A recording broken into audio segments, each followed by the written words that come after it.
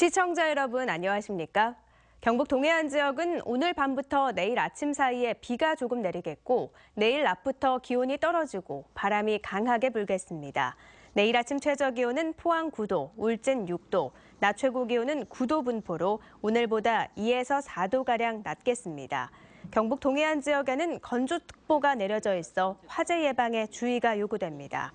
울릉도 독도에 강풍주의보, 동해 먼바다에 풍랑주의보가 내려진 가운데 바다의 물결은 최고 6m까지 매우 높게 일겠습니다. 최근 포항 수협 송도 활어회 센터가 새로 문을 열면서 포항 송도동 일대가 새로운 관광 명소로 주목받고 있습니다. 특히 360도 회전하는 커피숍은 영일만을 한눈에 바라볼 수 있어 인기를 끌고 있습니다. 이규설 기자입니다.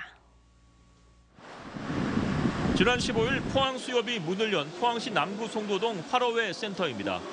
어른 팔뚝만한 장치와 핑크빛깔 달갱이, 자연산 우럭과 도다리 등 소족관에는 동해에서 갓 잡아올린 활어가 가득합니다.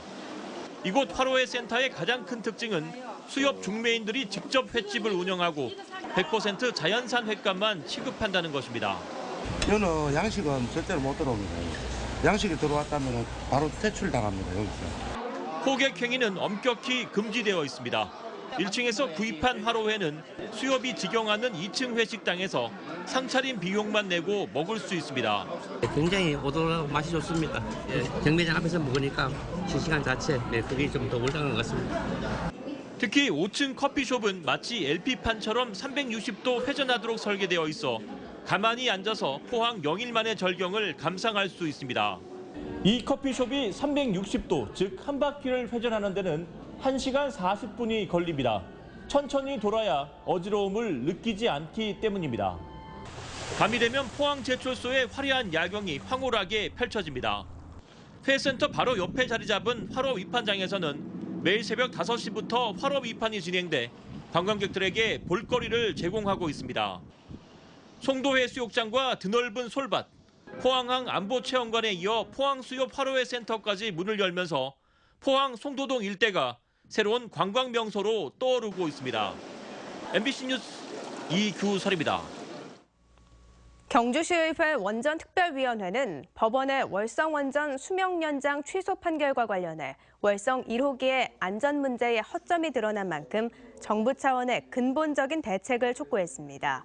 경주시의회 원전특위는 월성원전 인근 주민 등 2,167명의 원고단이 제기한 이번 소송에서 원자력안전위원회가 적법한 심의 의결 절차를 거치지 않은 사실이 확인됐다며 법원 판결에 존중을 표명한다고 밝혔습니다.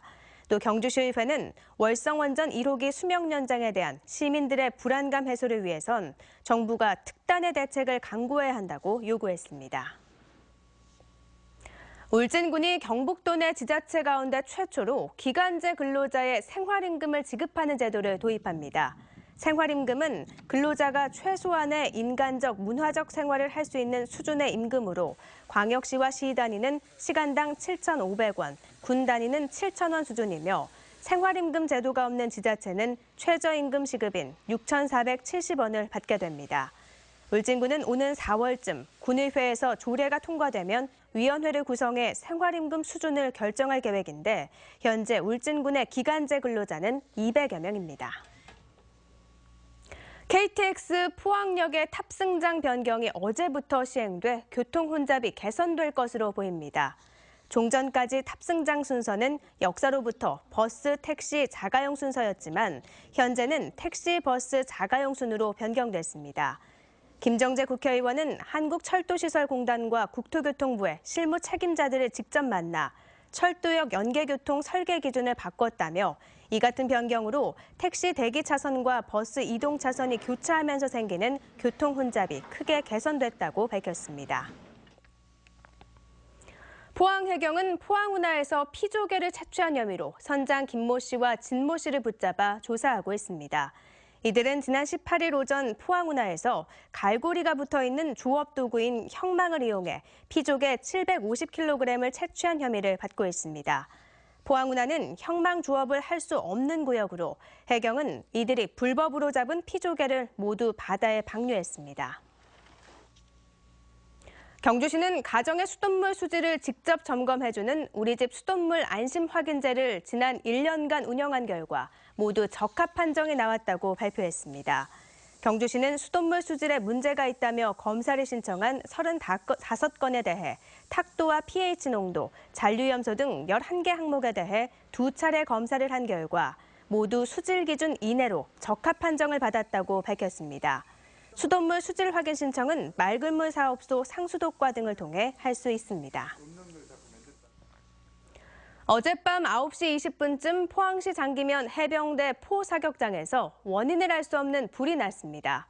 불이 나자 소방관과 포항시청 공무원, 군인 등 200여 명이 출동해 진화 작업을 펼쳤으며 불발탄 폭발 등 위험 때문에 불을 끄는데 애를 먹다 2시간여 만에 불을 껐습니다. 포항에는 10여일째 건조주의보가 발령된 상태였지만 다행히 사격장 안에는 나무가 없고 잡풀만 나 있어 큰 산불로 확산되지는 않았습니다. 보이스피싱 수법이 과거 정부기관을 사칭하던 방식에서 최근엔 대출을 빙자한 사기 쪽으로 옮겨가고 있는 것으로 나타났습니다. 금융감독원에 따르면 지난해 보이스피싱 피해 규모는 2015년보다 21.5% 감소한 1,919억 원이었으며 전체 피해액의 69.8%가 금융회사를 사칭해 대출을 빙자한 사기 유형인 것으로 조사됐습니다. 대출 빙자 사기는 광고 전화와 구분하기 어렵기 때문에 대출 수요가 많은 40대에서 50대층에서 피해가 컸습니다. 한국산업기술진흥원은 포스코와 협력해 보유기술을 중소기업에 무상 개방하는 기술 나눔을 시행한다고 밝혔습니다. 무료 개방 대상 기술은 산업용 기계와 설비 시스템, 강제, 시험 계측, 신재생 에너지와 관련된 특허 300건입니다. 한편 포스코는 다음 달 3일 포항 테크노파크에서 기술 나눔 설명회도 개최할 예정입니다. 티웨이 항공이 대구 오키나와 노선을 신규 취항합니다. 티웨이 항공은 오는 4월 2일부터 국적 항공사 최초로 대구에서 출발하는 일본 오키나와 노선을 신규 취항해 월요일과 금요일을 제외한 주 5회 운항을 시작한다고 밝혔습니다. 비행 시간은 1시간 55분인데 티웨이 항공은 이번 오키나와 노선 취항으로 대구에서만 모두 10개 노선을 운항하게 됐습니다. 이상으로 포항 MBC 뉴스데스크를 마칩니다. 고맙습니다.